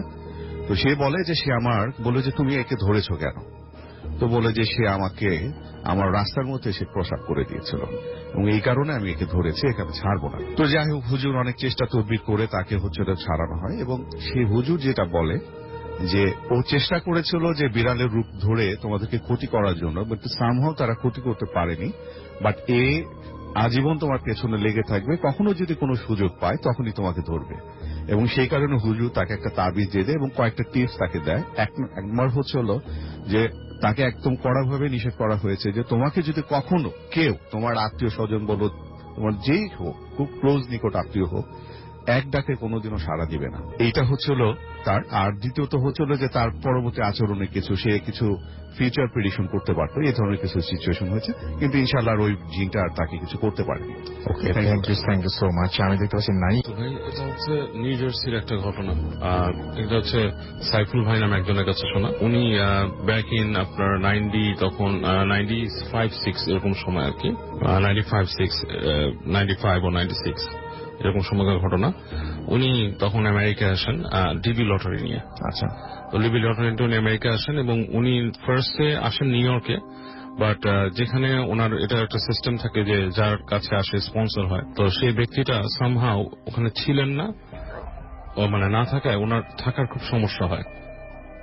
তো উনি শোনেন যে যার কাছে উনি গিয়েছেন সে ভদ্রলোক আছে নিউ জার্সিতে। নিউ জার্সি হচ্ছে নিউ ইয়র্কের পাশের স্টেট। তো উনি কি করেন, ওই নিউ জার্সির দিকেই চলে যান। উনি জিনিসটাকে মনে করেন যে অনেকটা হয়তো গেলেই পাবেন এরকম কোন ব্যাপার আর কি। তো নিউ জার্সিতে চলে আসেন। আসার পরে কিন্তু উনি ওখানে কাউকে পান না, মানে পাওয়ার কথাও না আসলে। উনি যে ঘোরাঘুরি করেন, যে এলাকার নাম শুনেছেন কাছাকাছি যায়, যে সেখানে উনি কাউকে পান না। তো এর মধ্যে তো সন্ধ্যা হয়ে যায়। এখন উনি নিউ ইয়র্কে ব্যাক করবেন কিনা চিন্তা করছেন, টাকা পয়সা খুব একটা নাই। তো একটা স্টোরে যে একজন বাঙালির সাথে পরিচয় হয় ওনার। বাঙালিটা বলে যে ভাই, বলে যে আমি এরকম থাকতে চাচ্ছি এই হ্যান। তো বাঙালি বলতেছে যে ভাই আমিও নতুন আসছি, আমার এখানে আসলে থাকার তেমন কোনো মানে আমার নিজেরও জায়গা নেই, আমি এরকম থাকি না, বাট আমি একটা কাজ করতে পারি, আমার জন্য একটা আপনার জন্য ব্যবস্থা করতে পারি। যে আমার পরিচিত আর কি একজন ডাক্তারের অফিস আছে পাশেই, এবং ওই ডাক্তার এখন নাই, ওই ইটা আছে, ওখানে আপনাকে আমি থাকার ব্যবস্থা করতে পারি রাত্রে। তবে যেহেতু ডাক্তার নাই তার সাথে আমি কথাও বলি না, কথা বলে নিতে হবে, কিন্তু আমি বলতে পারবো না কারণ ওই নাই, কন্ট্রাক্টেরও কোনো উপায় নেই। আচ্ছা, আমার চাবি আছে, আমি আপনাকে ওখানে ঢোকাতে পারি, বাট আপনি একদম যেহেতু বাঙালি, আপনাকে একটু ফেভার করছি, আপনি চুপচাপ থাকবেন, কোনো ঝামেলা করবেন না, আবার সকাল উঠে আপনি চলে যাবেন আপনার মতো। আর আপনার এরকম উচিত হয় নাই, নিউ জার্সি আপনি আরেকটা স্টেট, আপনি চিনেন না কাউকে, এভাবে চলে আসা। তো বলে ঠিক আছে, উনি রাজি হয়ে তো সাইফুল ভাই সেখানে থাকার প্ল্যান করেন আর কি। তো উনি যখন ওখানে ওনাকে রাখতে দিচ্ছে, তো বলছে যে আপনার কাজ হচ্ছে যে আমি আপনাকে খুলে দিব অফিসটা, সন্ধ্যার পর আপনি ঢুকবেন, মানে দিনের বেলা এখানেই কাটান, মানে রাত যখন হয়ে যাবে 8-9 এরকম সময় আপনি ঢুকবেন, ঢুকে রাত্রে থাকবেন, থেকে সকাল উঠে বেরিয়ে আসবেন, আমি লক করে দিব ওই অফিস। তো বলছে ঠিক আছে। তো উনি যেরকম রাতের বেলা মোটামুটি কিছু খাবার দাবার নিয়ে ওখানে ঢুকেন। তো ঢোকার পর দেখেন অফিসটা হচ্ছে এরকম, আপনার বেশ পুরনো হয়ে গেছে, এটা খুব নতুন অফিস না, মানে যে ডাক্তারের অফিস হোক সে হয়তো একটা পুরানো জায়গা ফ্যাসিলিটিকে রেন্ট করে বেঁচে নিয়ে সেটা করছে আর কি। তো সেখানে তাদের অফিসের কাউন্টার আছে, বাট ভেতরের দিকে একটা হলওয়ে যেখানে রোগী দেখা হয়, চেম্বার, এক পাশে হচ্ছে নতুন দুটো রুম আর কি, নতুন মানে ওটা ইউজ করা হয় বোঝা যাচ্ছে। আর একটু সামনে চলে গেলে 3-4টা রুম আপনার এরকম জাস্ট বোঝা যাচ্ছে পুরোনো, আনইউজড, খুব একটা ইউজ হয় না। তো উনি যে দরজাটা খুলেন, নতুন রুমের দরজাটাই ফার্স্টে খুলে যে দেখে যে ওইখানে আসলে শোয়ার তেমন কোনো ব্যবস্থা নাই, ওই রোগীর যে বিছানা আছে এবং মানে ওই যে রোগী এক্সামাইন করার জন্য যে জায়গাটা দেখা হয়, আর ডাক্তারের ছোটখাটো কিটস। তো সামহাও উনি কমফোর্টেবল ফিল করেন না। উনি হেঁটে আবার বেরোয় সামনে যে পুরোনো দরজাগুলো খোলার চেষ্টা করেন, একটা খুলে ই করে খুলে যায়। তো ওইখানে যে দেখে উনি বেশ বড় একটা বিছানা মাঝখানে, হ্যাঁ, এবং সে বড় বিছানাটাকে কিন্তু তিনি বুঝতে পারছেন যে ইট ওয়াজ অ্যান অপারেটিং টেবল। আচ্ছা, অপারেটিং টেবিল ছিল, বাট ওইটা আপনার বেশ বড়, মানে আরাম করে শুতে পারবে।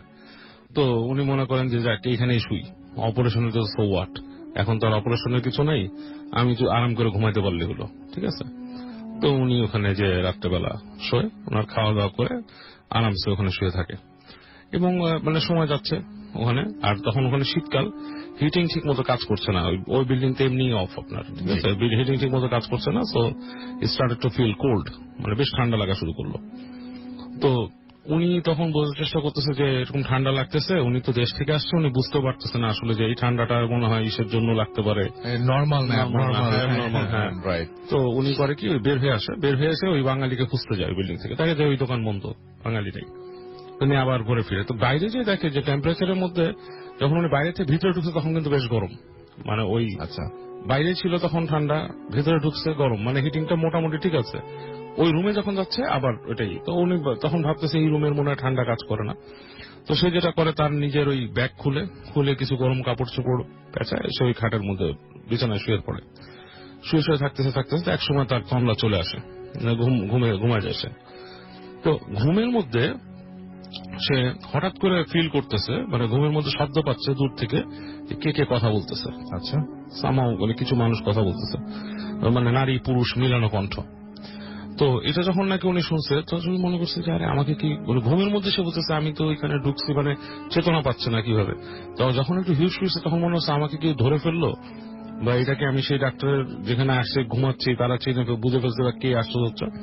তো উনি চোখ খুলে মধ্যে দেখে যে দরজাটা, রুমটা অন্ধকার, যে মেইন দরজাটা যেখান থেকে ঢুকছে ওটা হাট করে খোলা ওইখানে, আর ওখান থেকে হালকা শব্দ আসতেছে।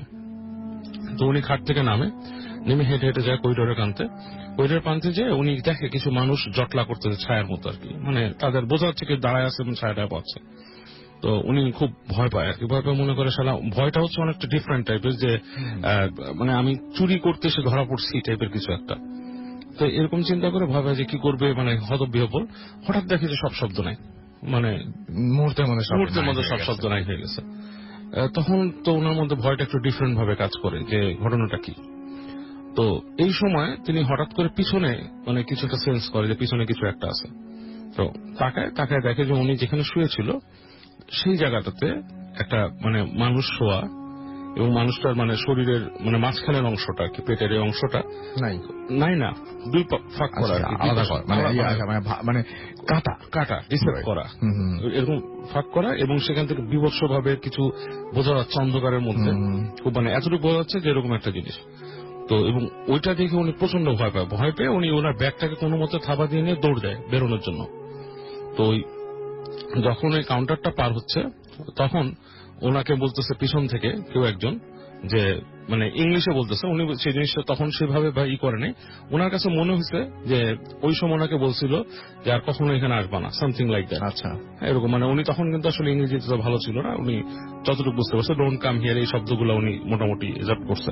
তো উনি গেটের উপর ঝাঁপায় পড়ে, গেটটাকে খুলে ফেলে, বের হয়ে এসে উনি দেখে যে পুরো ডিফারেন্ট ওয়ার্ল্ড, মানে বাইরে এসে বোঝার উপায় নেই ভিতরে কিরকম কিছু হচ্ছে, ভৌতিক ব্যাপার স্যাপার।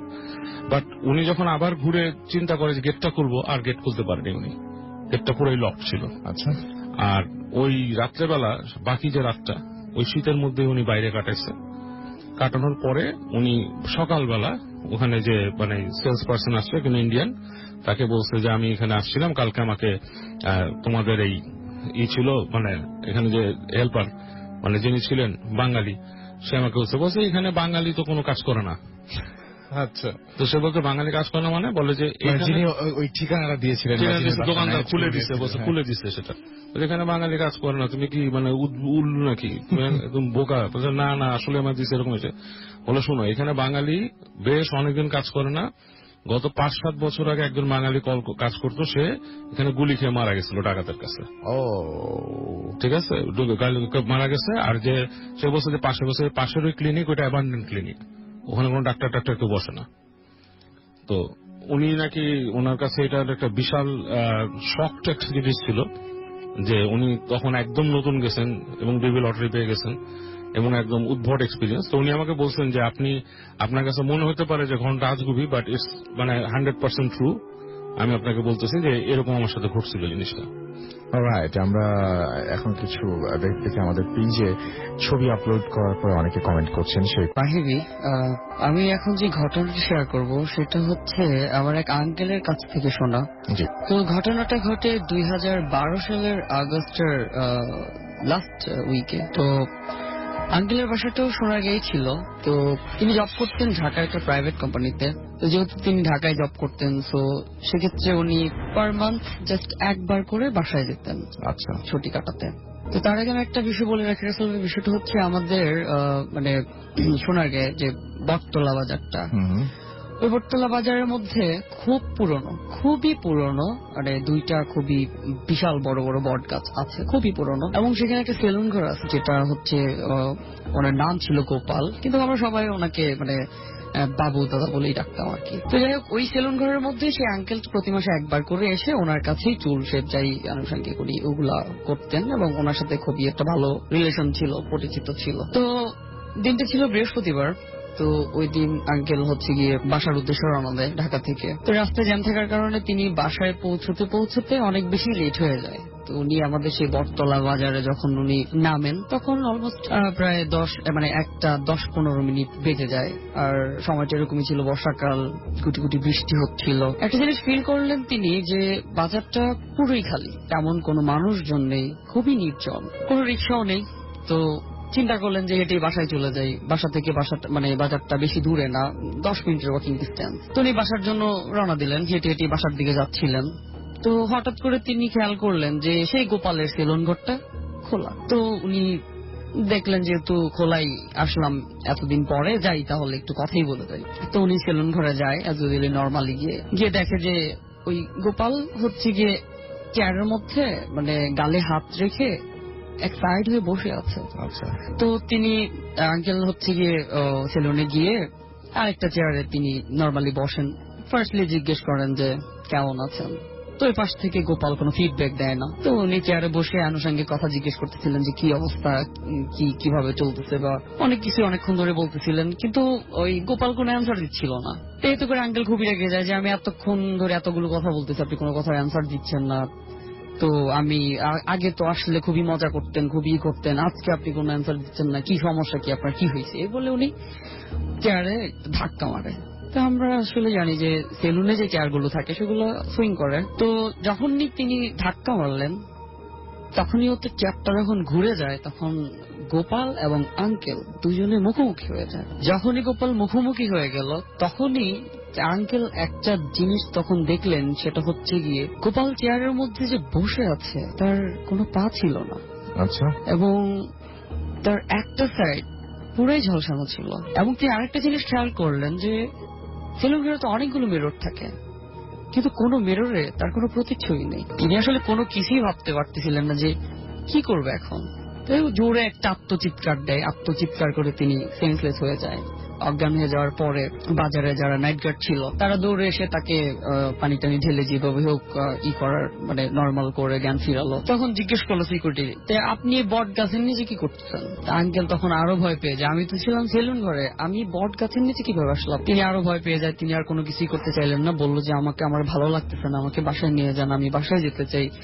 তো ধরাধরি করে ওনাকে বাসায় নিয়ে গেল। তো ওনার আত্মীয় স্বজন যারা ছিলেন তারা বললেন যে কি সমস্যা, কি হয়েছিল, কি দেখছো তুমি, মানে কি হয়েছে, ঘটনাটা কি? তখন তিনি বললেন যে আমি আসলে এই হয়েছে, আমি ঢাকা থেকে আসতেছিলাম, তোর সেলুন ঘরটা খোলা ছিল, আমি গেলাম, এই ঘটনা। তখন নাইট গার্ড বললো যে গোপাল মারা গেছে আজকে 17 দিন হয়। তো এটা শুনে উনি আরো ভয় পায়, খুবই ভীতিকর একটা অবস্থা হয়ে যায়। তারপরে নাইট গার্ডরা আরো অনেক কিছু জানা গেল যে নাইট গার্ড প্রায় রাতে 12টার পরে মাঝরাতে প্রায় তারা দেখে যে ওই সেলুন ঘরটা খোলা। অনেক সময় তারা দেখে যে সেলুন ঘরটা খোলা, কিন্তু তারা ভয় কেউ ওরকম করেনি। ঘটনাটা ওই দিকের অনেকেই জানে। যারা মোটামুটি সবাই প্রচলিত একটা ঘটনা। তারপর থেকে আসলে এই ঘটনার স্টেপটা এখানে ইউজ হয়ে গেলে খুবই বেটার হতো, কিন্তু এটা সেকেন্ড পার্টে চলে আসে। যেমন আঙ্কেল হচ্ছে প্রতি রাতেই স্বপ্নে দেখতো যে ওনাকে স্বপ্নে গোপাল বলতো যে তুই আমাকে ধাক্কা কেন দিলি, প্রতি রাতে কন্টিনিউসলি স্বপ্নে দেখতো যে তুই আমাকে ধাক্কা দিলি কেন। তারপরে তিনি একটা হুজুরের শরণাপন্ন হয়, ওইখান থেকে কিছু টিপস দেয় ওনাকে, ওগুলো করার পরে হচ্ছে বিষয়টা নর্মালি হয়। কিন্তু রাসেল ভাই ওই দোকানটা যে সেলুন ঘরটা ছিল, যে গোপাল মারা যাওয়ার পর থেকে কিন্তু ওই সেলুন ঘরটা পরিত্যক্ত ছিল, ওরকম ওটার ইউজ ছিল না, অন্য কেউ ইউজ করতো না, তালাবদ্ধই ছিল। কিন্তু প্রায় মাঝরাতে কেউ না কেউ দেখতো যে সেলুন ঘরটা খোলা। এই ছিল ঘটনা। অনেক ধন্যবাদ। আমি দেখতে পাচ্ছি আমাদেরকে। ধন্যবাদ রাসেল ভাই। আমার নাম হচ্ছে সোহান, আমি মিরপুর সেনপাড়া থেকে এসেছি। জি, শুনি আপনার ঘটনা। তো আমার যে ঘটনাটি, এটা হচ্ছে আমার এলাকার এক হুজুরের মুখ থেকে শোনা। ওনার গ্রামের বাড়িতে ঘটনাটি ঘটে, বরিশাল ওনার গ্রামের বাড়ি। তো ঘটনাটি প্রায় স্বাধীনতার পরপরই আর কি, আজ থেকে অনেক বছর আগে। তো সাধারণত ওই সময়কার আসলে কিছু জমিদাররা থাকতো, যারা দেখা গেছে তাদের নিজস্ব একটা এলাকা তারা নিয়ন্ত্রণ করতো আর কি। তো আমার ঘটনাটি ওই এক জমিদার এবং তার ওই জমিদার বাড়ির আপনার পুরো এই সমস্ত তার বাড়ির নিয়ে আর কি। তো আপনার জমিদারের স্বভাবটি ছিল খুবই বদমেজাজি স্বভাবের আর কি। তার ভিতরে বলতে গেলে একটু খারাপ মানুষের ভিতরে যত ধরনের গুণাবলী থাকা, তার ভিতরে সব ধরনের গুণাবলী বিদ্যমান ছিল। উনি সারা বছর তার প্রজাদেরকে প্রচুর কাজ করাতেন, বিনিময়ে পারিশ্রমিক ঠিক মতো দিতেন না, এবং ওনার আরো অনেক বাজে স্বভাব ছিল, সেগুলো আসলে আমরা বুঝতে পেরেছি।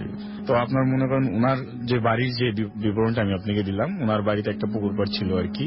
তো আপনার মনে করেন দেখা গেছে ওনার গ্রামের যে সমস্ত প্রজারা তার কথার অবদ্ধ হলে সে কি করতো, ওই তাদেরকে মেরে ওই পুকুরে ফেলে দিত। এই কারণে আপনার মনে করেন যতদিন সন্তানকে নিজের হাতে মেরে ফেলতেন এবং সাথে সাথে সন্তানের মাকে নিজের হাতে মেরে ফেলতেন। তো আমরা বোঝা যাচ্ছে উনি প্রচন্ড নিষ্ঠুর ছিলেন এবং অনেক অত্যাচারী ছিলেন। তো এমন অবস্থায় জমিদার বুঝতে পারলো যে তার বংশ নিঃশেষের পর্যায়ে, যেহেতু তার কোনো পুত্র সন্তান না থাকার কারণে সে এই সমস্ত জিনিস চিন্তা ভাবনা করতে করতে সে রীতিমতো খুব সিক হয়ে গেল এবং প্রায় মৃত্যুর মুখে পতিত হলো আর কি।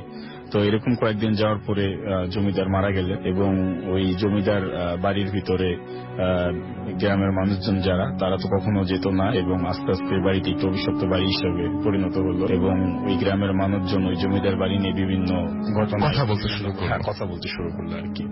তো আমি যে হুজুরের মুখ থেকে ঘটনাটি শুনেছি, উনি এই গত বছর আর কি ঈদে ওনার কিছু ফ্রেন্ড সার্কেল নিয়ে তাদের গ্রামের বাড়ি যায় আর কি। তো গ্রামের বাড়ি যাওয়ার পরে তার যে বন্ধুরা তাদের গ্রামের বাড়ি ঘুরতে বের হওয়ার পরে তাদের গ্রামের মানুষজনের মুখে তাদের এই জমিদার বাড়ির এই বিভিন্ন কথা শুনে তার সে বন্ধু সে ইচ্ছা প্রকাশ করলো যে জমিদার বাড়িতে দেখতে যাওয়ার জন্য। তো তার বন্ধু সে মানা করলো যে যেহেতু গ্রামের ময়মুরব্বী মানুষ তারা যেহেতু মানা করে, এখানে যাওয়াটা আসলে ঠিক হবে না। কিন্তু তার বন্ধু যে কথা সেই কাজ।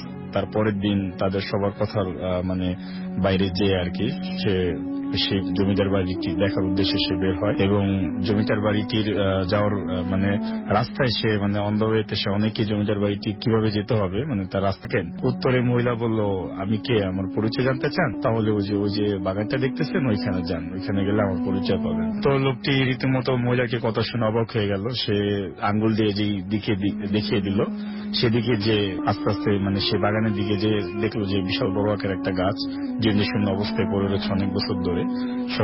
গাছটির সামনে সে যে দৃশ্যটি দেখলো, রাসেল ভাই সেটা দেখার জন্য সে মোটেও প্রস্তুত ছিল না। সে দেখলো মহিলাটি গলায় ফাঁসি দিয়ে এখানে ঝুলে পড়ে আসছে এবং গলায় ফাঁস লাগার কারণে তার জিহ্বা প্রায় মুখ থেকে বেরিয়ে আসতেছে। দৃশ্যটি দেখার পরে সে হতবাক হয়ে গেল, তার বাকরুদ্ধ হয়ে গেল।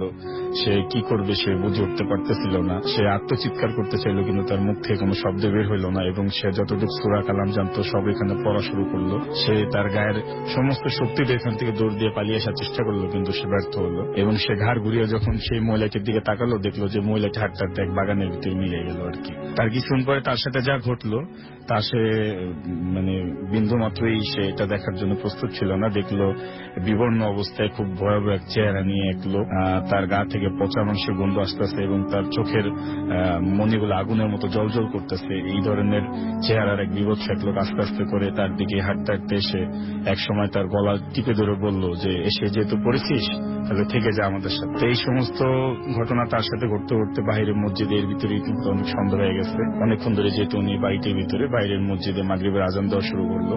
তো মাগরিবের আজান শব্দটা যখন তার কানে আসলো, এরপরে তার আর কিছুই খেয়াল নেই, সে ওখানে সেন্সলেস হয়ে পড়ে যায়।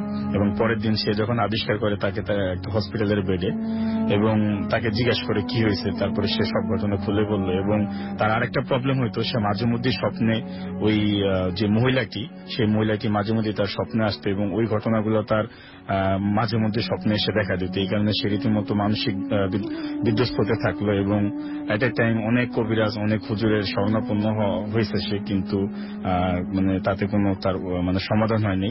অনেক কষ্ট করার পর এখন উনি কেমন আছেন? এখন মানে রিসেন্টলি তার মুখ থেকে আমি আর কি যেভাবে শুনছি, সে বলেছে ভালো একটা হুজুরের কাছ থেকে সে কিছু পরামর্শ নিয়েছে এবং তাকে কিছু তাবিজ দেওয়া হয়েছে এবং তাকে কিছু মানে সূরা কারাত দেওয়া হয়েছে। এগুলো সে মানে রীতিমতো পড়ে এবং এখন নাকি সেই স্বপ্নটা নাকি দেখা বন্ধ হয়ে গেছে, এখন সে মোটামুটি ভালো আছে। অনেক ধন্যবাদ আপনাকে। যাত্রাবাড়ি থেকে হ্যালো লিসেনার্স, আমি রুবাইদ রেজা, আমি এসেছি মিরপুর 13 থেকে। শুনি আপনার ঘটনা। তাহলে ভাইয়া চলে যাচ্ছে আমার ঘটনাতে। আমার ঘটনাটি আমার দেশের বাড়ি, আমার গ্রামের বাড়ি চাঁদপুরে। সো আমার গ্রামের বাড়িতে আমি তখন অনেকদিন পরে গেছিলাম। আমার গ্রামের বাড়িটা একেবারে অজপাড়া, ছোট্ট একটি গ্রাম। সো আমার গ্রামের বাড়ির বর্ণনাটা দিই, যেহেতু বাড়িটা নিয়ে ঘটনাটা, বাড়ির বর্ণনাটা দিই।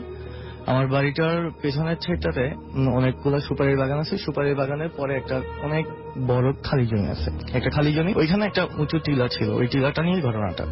সো অনেকদিন পরে আমি বাড়িতে যাওয়ার পরে আমার কাজিনদের সাথে ওইখানে আমি বিকালের সময়টা টাইম পাস করতাম, যেহেতু অনেক সুন্দর বাতাস ছিল, দক্ষিণা হাওয়া ছিল। আমি বিকালে ওইখানে প্রত্যেক দিনের মতো গিয়ে বসলাম।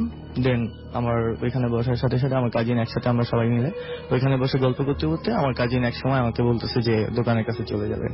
ও কিছু দোকানের কাছ থেকে সামথিং কিছু কেনাকাটা করতে গেছে। আমি এখানে বসেছিলাম, বসে গান শুনতে শুনতে কখন আমি ঘুমিয়ে পড়ছিলাম। দেন ঘুম থেকে ওইটা দেখে সন্ধ্যা হয়ে গেছে, প্রায় মাগরিবের শেষ পর্যায়ে। আর ঘুম থেকে ওইটা অন্ধকার চারুসাইডে, খুব ভয় পেয়েছে একা একা ওই জায়গাটাতে। হঠাৎ একটা অদ্ভুত ধরনের ছায়া দেখতে পেলাম। একটা অদ্ভুত ধরনের ছায়া দেখতে পেয়ে আমি ভয়ে দূরে পালাতে যাচ্ছিলাম। গাছের সাথে বাড়ি খেয়ে ওইখানে ফ্ল্যাট হয়ে যায়। দেন আর কিছু বলতে পারি না। সকালবেলা দেখি আমার যে বাসায় মাথায় জলপট্টি দেওয়া। তারপরে কয়েকদিন পর থেকে আমি ঢাকা চলে আসি। তার কয়েকদিন পরে তারপর থেকে শুরু হয় আমার এফেক্টটা। যে এফেক্টটা শুরু হয়, এফেক্টটা ছিল আমি রাতেরবেলা যখন ঘুমাতাম তখন প্রায় মিডনাইট, যেটা মধ্যরাত্রে, আমি ঘুম থেকে উঠে যেতাম। ঘুম থেকে উঠে আসলে কোনো কিছু দেখতে পেতাম না, জাস্ট একটা স্মেল পেতাম। স্মেলটা ফার্স্ট টাইম অনেক ভালো ছিল, ফার্স্ট টাইম অনেক ভালো হতো। তারপরে নেক্সট টাইম এত বাজে একটা স্মেল হতো যেটা আমার নিঃশ্বাস বন্ধ করে দিত। আমি নিঃশ্বাস নিতে পারতাম না, আমার শরীরের ওয়েট বেড়ে যেত, আমি চলতে পারতাম না। জাস্ট আমি অনুভব করতে পারতাম কিছু একটা আমার শরীরের উপরে ভর করছে। ফার্স্ট টাইম আমি বুঝতে পারি নাই যে আসলে আমার সাথে কি হচ্ছে, কাউকে কিছু বলিও না। এরকম ওয়ান ডে বাই ডে চলতে থাকে। একদিন আমার আম্মুর সাথে আমি ব্যাপারটা শেয়ার করি। আমার আম্মুর সাথে ব্যাপারটা শেয়ার করলে আমার আম্মু জাস্ট কিছু মনে না করে ওই ঘটনার পর থেকে আম্মু আমাকে গ্রামের বাড়িতে আবার নিয়ে যায়। গ্রামের বাড়িতে নিয়ে যাওয়ার পরে আমার আম্মুর একটা পরিচিত হুজুরের সাথে আমার কথা বলিয়ে দেয়। দেন ওনার কাছে নিয়ে যায়। ওনার কাছে পরিচয় করানোর পরে সবকিছু খুলে বলে আমি, আমাকে ওই হুজুর চেক আপ করার পরে বলতেছে যে আমার সাথে একটা আলগা জাতীয় কিছু আছে। দেন আমাকে কিছু তাবিজ দেয়। ওই তাবিজটা দেওয়ার পরে বলে যে 3 দিন রাখার জন্য। 3 দিন রাখার পরে তারপরে একটা কিছু খাওয়ার তাবিজ দেয়। তো ইঙ্ক পেন দিয়ে লেখে, তারপরে প্লেটের ভিতরে লেখে, গোটা পানি দিয়ে খেতে দেয়। এরকম হয়ে যায়। বাট আমি 3 দিন তাবিজটা রাখতে পারি না। 2 দিন পরে আমার তাবিজটা হারিয়ে যায়, বাট কোথায় হারিয়ে যায় সেটা বলতে পারি না। এরকম দিন দিন এফেক্ট বাড়তে থাকে। হুজুর কিছু করতে না পেরে আমার আম্মুকে বলে যে একটা ঠিকানা দিয়ে একটা উপজাতি কবিরাজের কাছে নিয়ে যেতে বলে চিটাগাঙে। সো ওইখানে একটা পাহাড়ি অঞ্চলে আমাকে উপজাতি একটা কবিরাজের কাছে নিয়ে যাওয়া হয়। ওই কবিরাজ আমার দেখা বলে যে লাস্ট টাইম আনছেন, সো নিয়ে আসছেন যেহেতু, তাহলে দেখে আমি কি করতে পারি। ওই কবিরাজের কাছে নিয়ে যাওয়ার পরে ওই কবিরাজ আমাকে দেখে অনেকক্ষণ কি জার ফুক করে, তারপরে একটা ডিম দিয়ে আমার শুরু করে, ট্রিটমেন্ট শুরু করে। একটা ডিম উনি কি করে জার ফুক দিয়ে, একটা ডিমকে জার ফুক দিয়ে তারপরে আমাকে বলে যে ধরতে। তারপর আমি সেটা আমার না জানলাম। তারপরে কি হলো? তারপরে যা হয় ওই কবিরাজের, ইনশাল্লাহ ওই কবিরাজের যে দাওয়াইটা হয়ে যায় ওইসব নিয়েই আমি খুব এখন বর্তমানে ভালো আছি ভাইয়া। তারপরে আর ওই এফেক্টটা দেখতে পাই না। তারপরে আমি দেশেও যাওয়া হয় না, আমার আম্মু আর দেশে যাইতেও দেয় না। আর ওই কারণে? হ্যাঁ, ওই কারণের পর থেকে। আর ওকে, সুতরাং আপনি এখন ভালো আছেন। ওকে, থ্যাংক ইউ ভেরি মাচ। আমি দেখতে পাচ্ছি